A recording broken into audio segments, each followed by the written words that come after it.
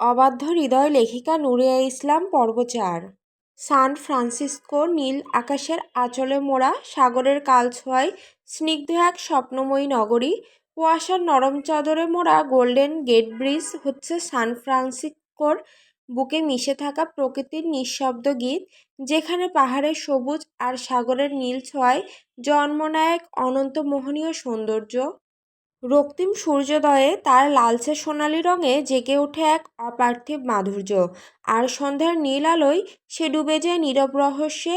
এই শহরের বুক চিরে দাঁড়িয়ে রয়েছে অসংখ্য রঙিন ভিক্টোরিয়ান পেইন্টেড লেডিস বাড়ি। এই বাড়িগুলো দেখলে মনে হয় যেন শহরের কোলাহলের মধ্যে ছোট এক টুকরো শান্তির আশ্রয়, যার প্রতিটি জানালা আর বারান্দা ছড়িয়ে দেয় সৌন্দর্যের নীরব সুর।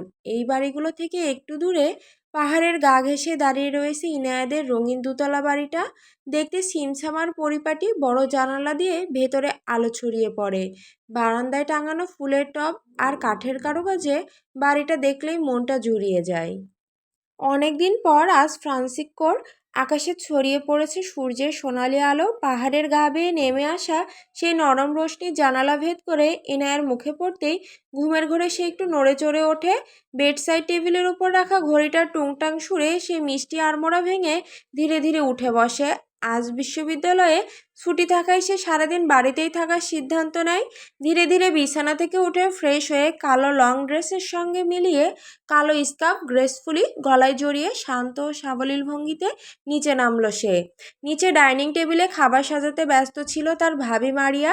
সে ধীর পায়ে এগিয়ে গিয়ে পেছন থেকে আলতো করে ভাবিকে জড়িয়ে ধরে মৃদু স্বরে বলল, আসসালামু আলাইকুম ভাবি।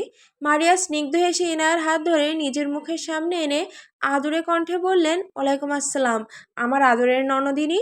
ইনায়া হালকা হাসি মুখে এদিক ওদিক তাকাতে থাকে, যেন কারো খোঁজ করছে। কাকে খুঁজছো? ভাইয়াকে। তোমার ভাইয়া নেই, অফিসে কাজ আছে বলে সকালেই না খেয়ে বেরিয়ে গেছে। কি বলো ভাবি? এতে তো ভাইয়ার শরীর খারাপ করবে। কি আর বলবো, তোমার ভাইয়া তো আমার কথা শোনে না, সারাদিন শুধু কাজ আর কাজ। আচ্ছা, তুমি ভাইয়ার খাবারটা প্যাক করে দাও, আমি অফিসে গিয়ে দিয়ে আসবো। ক্যালিফোর্নিয়ার সবচেয়ে বড় কোম্পানি ভার্টেক্স ডাইনামিক্স এর অফিসটি আধুনিক স্থাপত্যশৈলীতে নির্মিত এক বিশাল ভবন, যার কাচের দেওয়ালগুলোতে সকাল দুপুর সন্ধ্যা সূর্যের আলো খেলে যায়। ভবনের ভেতরে রয়েছে প্রশস্ত লবির ঝকঝকে মার্বেল ফ্লোর, উঁচু ছাদে ঝুলছে দৃষ্টিনন্দন ঝাড়বাতি, আর চারপাশে ছড়িয়ে আছে সবুজ ইনডোর প্ল্যান্ট।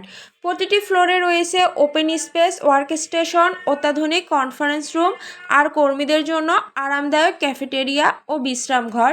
সব মিলিয়ে প্রযুক্তি আর নান্দনিকতার এক অনন্য সংমিশ্রণ। এই কোম্পানির ওনার হলেন রিচার্ড অ্যাশফোর্ড। তিনি ক্যালিফোর্নিয়ার বিখ্যাত বিজনেসম্যান। ভার্টেক্স ডাইনামিক্সের সামনে কালো রঙের রোলস রয়েলসটি এসে থামতেই দরজা খুলে বেরিয়ে এলো এরিক। তার মুখে তীব্র রাগের ছাপ, চোখে রাগের ঝলক, ভ্রু কুঁচকে আছে। কোনো দিকে না তাকিয়ে সে দ্রুত পা ফেলে কোম্পানির ভেতরে ঢুকে পড়ে। কোম্পানির নারী কর্মীরা তাকে দেখে মুগ্ধতায় মুখর, কিন্তু আজ এরিকের চোখে কারোর জন্য কোনো অনুভূতি নেই। সে সোজা এগিয়ে গিয়ে সেক্রেটারির কলার চেপে ধরে গম্ভীর কণ্ঠে বলে ওঠে, হোয়ার ইজ ড্যাড? এরিকের আচমকা আগ্রাসী আচরণে সেক্রেটারি ভয়ে কেঁপে ওঠে। কাপা হাতে আঙুল তুলে মিটিং রুমের দিকে দেখিয়ে দেয়। ঘটনাটা যেন মুহূর্তে ঘরের বাতাস ভারী করে তোলে। সবাই নিঃশব্দে তাকিয়ে থাকে। মিস্টার রিচার্ড বড় বড় ব্যবসায়ীদের নিয়ে গুরুত্বপূর্ণ মিটিং করছিলেন। হঠাৎ এরিক দরজাটা ঠেলে ঢোকে। মুখে কোনো অনুভূতির ছাপ নেই, চোখে কেবল কঠিন নির্লিপ্ত দৃষ্টি। সে কোনো ভনিতা না করেই সোজা রিচার্ডের সামনে গিয়ে দাঁড়ায়। Dad, let's cut the crap. I need your attention right নাও।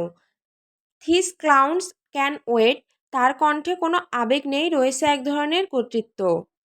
রুমের সবাই থমকে যায়। মিস্টার রিচার্ডের মুখ শক্ত হয়ে ওঠে। তিনি গম্ভীর কণ্ঠে বলেন, Eric, this is my meeting, show some respect or get out. Eric নির্লিপ্ত ভঙ্গিতে চেয়ারটা টেনে বসে, চোখে চোখ রেখে বলে, respect is earned dad, not demanded. So are you listening now or should I make a scene? Are you threatening me? I don't make threat dad, I make promises. Richard এরিকের মুখে এই ধরনের ম্যানার্সলেস কথা শুনে রেগে যায়। You are crossing a line Eric, don't test me. Eric কাজ ঝাঁকিয়ে একটা ডোন্ট কেয়ার ভাব নিয়ে বলে, lines are for people who follow rules and you know I never did. Eric সবার দিকে একবার গম্ভীর দৃষ্টিতে তাকিয়ে কেবল এক ইশারায় পুরো ঘর খালি করে দিল। ঘর নিস্তব্ধ হতেই এরিক মিস্টার অ্যাশফোর্ডকে গম্ভীর কণ্ঠে বলল, why are you blocking my fucking account dad? আমার টাকা কোনো ফালতু কাজে ওয়েস্ট করার জন্য না এরিক। এরিক এক ভ্রু নাচিয়ে ঠোঁট কামড়ে ফ্ল্যাটি টোনে বলে উঠল, তুমি মরে গেলে তো সব টাকাই আমার, so my money my rules. Richard রেখে গিয়ে, কি খাইয়ে যে তোর মতো এক অভদ্র ছেলেকে জন্ম দিয়েছি যার আচরণে বিন্দুমাত্র ভদ্রতা নেই, এমনকি নিজের বাপকেও রেসপেক্ট করতে জানিস না।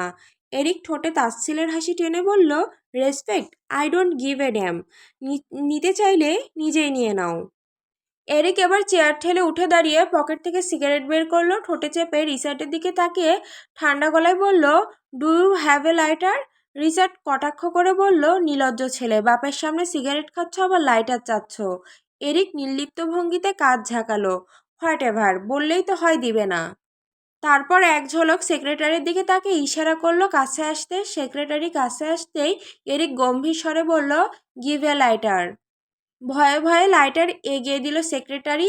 এরিক লাইটার নিয়ে রিচার্ডের সামনে সিগারেটে আগুন জ্বালালো, দুইবার টান দিয়ে ধোঁয়া ছুড়ে দিয়ে বলল, 5 মিনিটের মধ্যে যেন আমার অ্যাকাউন্ট আনলক হয়।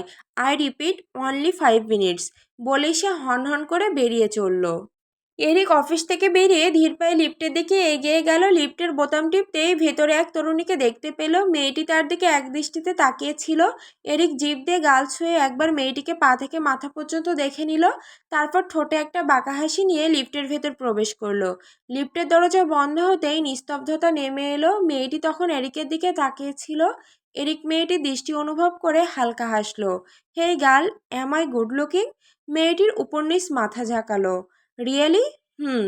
এরিক ঠোঁট কামড়ে বাঁকা হেসে বলল, দেন ট্রাই মি। এরিকের এই কথাটি বলার সাথে সাথে মেয়েটি হঠাৎ ঝড়ের মতো এরিকের বুকে ঝাঁপিয়ে পড়ল।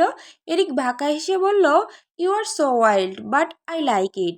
তার পর মুহূর্তে সে মেয়েটির ওষ্ঠে ডুবে গেল। প্রথমে আলতো, তারপর ধীরে ধীরে গভীর আবেশে ভরা চুম্বনে রূপ নিল তাদের মিলন। লিফটের নীরবতায় দুজনের শুধু হৃদস্পন্দন আর শ্বাসের গতি শোনা যাচ্ছিল। ইনায়া কোম্পানির সামনে এসে থমকে দাঁড়ালো। গম্ভীর নিঃশ্বাস নিয়ে সে মনোযোগ দিয়ে ধীর পায়ে ভেতরে প্রবেশ করলো। প্রবেশ করতেই সবাই তার দিকে অদ্ভুত দৃষ্টিতে তাকিয়ে রইল। অফিসের মেয়ে স্টাফরা তার ড্রেসিং সেন্স নিয়ে মুখ টিপে হাসাহাসি করছিল। ইনায়া এসব কিছু পাত্তা না দিয়ে আত্মবিশ্বাসের সঙ্গে রিসেপশনিস্টের কাছে এগিয়ে গেল। Excuse me, yes. Mister Tanvir Sheikh কোন ফ্লোরে আছেন? 3rd ফ্লোরে ম্যাম, থ্যাঙ্কস। ইনায়া ধীর পায়ে লিফটের দিকে এগিয়ে গেল। লিফটের সামনে দাঁড়াতেই দরজাটি নীরবে খুলে গেল। ঠিক তখনই তার চোখের সামনে ভেসে উঠল সেই দিনের মতোই কিছু অনাকাঙ্ক্ষিত দৃশ্য। দৃশ্যটা দেখে ইনায়া বিস্ময়ে ও বিরক্তিতে চেঁচিয়ে উঠল, সি সি, আস্তাগফিরুল্লাহ, আপনি লিফটের মধ্যে এসব শুরু করে দিয়েছেন? এরিকে একটা পরিচিত মেয়েলে কণ্ঠ শুনে মেয়েটিকে ছেড়ে সামনে তাকালো। ইনায়াকে দেখে তার মুখ কালো হয়ে গেল। সে রেগে বলল, ইউ এগেইন? তোমার সমস্যাটা কি? কেন সব সময় আমার ইন্টিমেট মুহূর্তে এসে মুডটা নষ্ট করো? আপনি এতটা বেহায়া কেন? যেখানে সেখানে এসব করতে আপনার বাধে না? আস্তাগফিরুল্লাহ। 1 মিনিট, এই আস্তাগফিরুল্লাহ আবার কি? তুমি কি আমাকে তোমার ভাষায় অপমান করছো? সবাইকে আপনার মতো ভাববেন না। আপনি যা করছিলেন তা দেখে আমি আল্লাহর কাছে ক্ষমা চেয়েছি, আপনাকে গালি দিইনি। কি অদ্ভুত শব্দ! বেবি গার্ল, তুমি আমার মুড নষ্ট করেছো, এর শাস্তি তো তোমাকে পেতেই হবে। এই হলো, লজ্জা করে না অন্যের কোম্পানিতে এসে এমন কাজ করছেন? ইউ স্টুপিড গার্ল, এটা আমার কোম্পানি, বুঝেছো? বেবি, মেয়েটিকে তোমার সাথে এমনভাবে কথা বলছে কেন? লিভ হার বেবি, তুমি শুধু আমার দিকে বলেই এরিক মেয়েটির কোমর জড়িয়ে ইনারার দিকে তীক্ষ্ণ দৃষ্টি নিক্ষেপ করে বলল, let's disappear into a night of just you and me, no one else baby.